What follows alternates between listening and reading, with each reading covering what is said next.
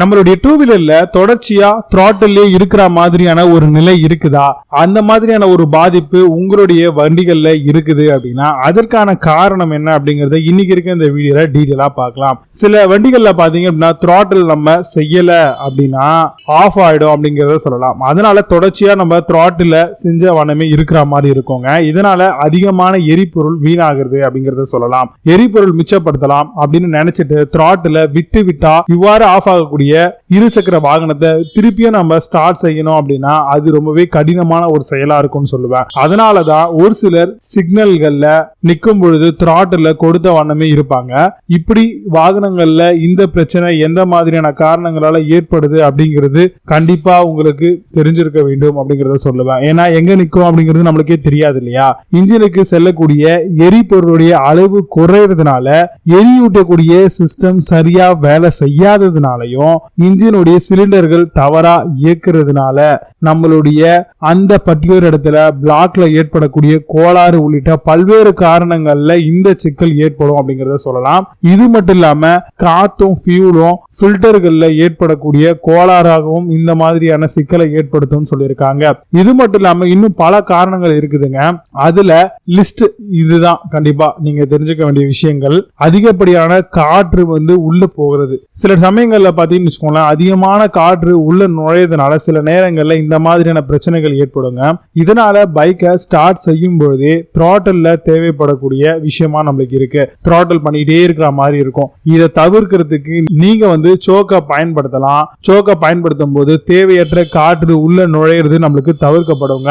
குளிர்காலம் மற்றும் மழை காலங்கள்ல இந்த மாதிரியான பிரச்சனைகள் பொதுவாகவே இருக்கும்னு சொல்லலாம். அதனால இந்த மாதிரியான நேரங்கள்ல நீங்க சோக்கை பயன்படுத்தி வாகனங்களை ஸ்டார்ட் செய்யறது மூலமா நல்ல ஒரு பலன் அளிக்கும்னு சொல்லுவேன். அதே நேரத்துல வெயில் காலத்திலும் இந்த மாதிரியான பிரச்சனை நீடிச்சது அப்படின்னா என்ஜின்ல கோளாறு இருக்குது அப்படிங்கிற ஒரு அர்த்தம் சொல்லுவேன். இதனால உடனடியா பைக்கை மெக்கானிக்ல அணுகிறது ரொம்பவே சிறப்பான விஷயமா இருக்கும். கோளாறு பாத்தீங்கன்னா ஏர் ஃபில்டர்ல இருக்கும். அது எப்படிப்பட்ட விஷயத்தை ஏற்படுத்தும்னா காற்று ஏர் ஃபில்டர்ல சிக்கல் ஏற்படக்கூடிய நிலையில இந்த மாதிரியான பிரச்சனைகளை ஏற்படுத்தும். தேவையில்லாத தூசிங்க, அழுக்குங்க இதெல்லாம் நுழைவதை தடுப்புறதுக்கே ஏர் ஃபில்டருடைய மிக முக்கியமான காரணமா இருக்கு. இது கார்பரேட்டர் வால்வு மற்றும் H1கள் இந்த மாதிரியான இடங்கள்ல செல்லக்கூடிய காத்தை வடிகட்டுது. இந்த மாதிரியான பணியை மேற்கொள்ளக்கூடிய வேலையில தான் குப்பைங்க மற்றும் அழுக்குங்க எல்லாமே செயல்படும். அதனால இன்ஜின் இயக்கத்துல பிரச்சனை ஏற்படுத்தும். இதை சரி செய்ய உடனடியா பில்டரை மாத்துறது ரொம்பவே சூப்பரான விஷயமா இருக்கும். அசுத்தமான கார்பரேட் தரமற்ற ஒரு சில எரிபொருளை பயன்படுத்துறதுனால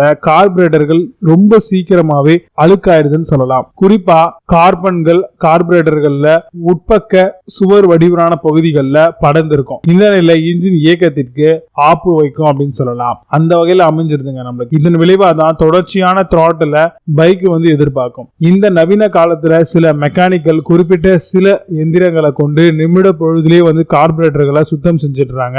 இதுக்கு பெரிய அளவுல செலவா நம்மளுக்கு ஆகிறது இல்லை அப்படிங்கிறது உண்மை. அடுத்தது காத்து கசியறது. காற்று வடிகட்டி அப்படிங்கிறது நம்மளுக்கு ஏர் ஃபில்டர்னு தெரியும். இறுக்கமா இருக்கிறதுனால இந்த பிரச்சனை ஏற்படுது. கார்பரேட்டர்ல கூடுதலான காற்று கசிவுக்கு இதுவே காரணமா இருக்கு. இது நடக்கும் எனில் காற்று எரிபொருள் கலவை சரியா இன்ஜினுக்கு சென்றடையாம இதன் விளைவு என்ன ஆகும் பாத்தீங்கன்னா இன்ஜின் அடிக்கடி செயலற்று போவது, தேவையற்ற கொப்பளிப்பு இந்த மாதிரியான பிரச்சனைகளை நம்ம சந்திக்க நேரிடும் அப்படிங்கறத சொல்லலாம். அடுத்தது ஃபியூல் கசியறது. அதாவது ஃபியூல் பாத்தீங்கன்னா நம்மளுக்கு லீக் ஆயிடுச்சு ப்ராப்ளமா இருக்கிறதுனால இந்த பிரச்சனை வரும். பொதுவாகவே நம்மளுடைய டூ வீலர்ல தொடர்ச்சியா த்ராட்டில் நம்பியே இயக்குவதற்கு எரிபொருள் கசிவும் ஒரு காரணமா இருக்குதுன்னு சொல்லலாம். எரிபொருளும் காற்றும் கலக்கும் பொழுது அந்த இடத்துல தீப்பற்றி கூடிய வாயு உருவாகும். இந்த செயல்பாட்டிலேயே எரிபொருள் கசிவு சிக்கலை ஏற்படுத்துது. இதுல சிக்கல் ஏற்படுத்தும் போது போதுமான எரிபொருள் மாற்றின் காற்றினுடைய கலவை செல்லாததுனால இன்ஜின் அடைக்க ஆரம்பிக்கும். பழுதான ரப்பர்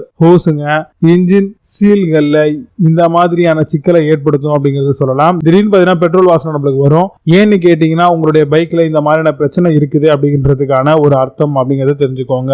அடுத்தது கார்பரேட்டர்ல போதுமானதை விட அதிகமான எரிபொருளை நிரப்புறதுனாலையும் இந்த மாதிரியான பிரச்சனை ஏற்படுங்க.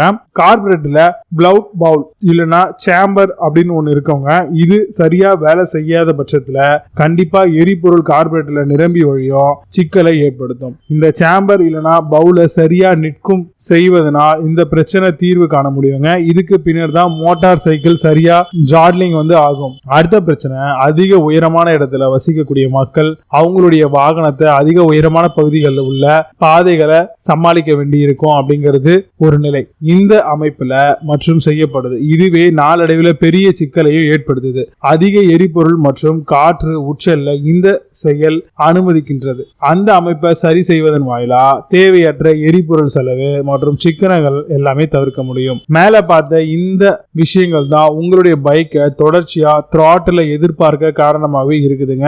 ஏர்ஃபுல் adjustment, start up, fuel filter, பாதிக்கப்பட்ட எஃப்ஐ இன்ஜெக்டர் மற்றும் ஸ்பார்க் பிளக்ல ஏற்பட்டிருக்கக்கூடிய பிரச்சனை, இதெல்லாமே இந்த சிக்கலை வாகனங்களுக்கு ஏற்படுத்துது. கண்டிப்பா இது மாதிரியான ஒரு ப்ராப்ளம் இருந்ததுன்னா இது மாதிரியான விஷயங்களா தான் இருக்கும். ஸோ அதை நீங்க பாத்தீங்க அப்படின்னாலே உங்களுடைய பைக்கை நீங்க சரி பண்ணிடலாம். ஸோ கண்டிப்பா இன்னைக்கு பார்த்த இந்த த்ராட்டில் சரியா எப்படிலாம் வேலை செய்யாம போகும் அப்படிங்கிற விஷயம் யூஸ்ஃபுல்லா இருந்திருக்கும் நினைக்கிறேன். வீடியோ பிடிச்சா லைக் பண்ணுங்க, சேனல் சப்ஸ்கிரைப் பண்ணுங்க. தொடர்ந்து இந்த மாதிரியான வீடியோ உங்களுக்கு வந்துகிட்டே இருக்கும். மீண்டும் நல்ல ஒரு சூப்பரான வீடியோ சந்திக்கிறேன். நன்றி, வணக்கம்.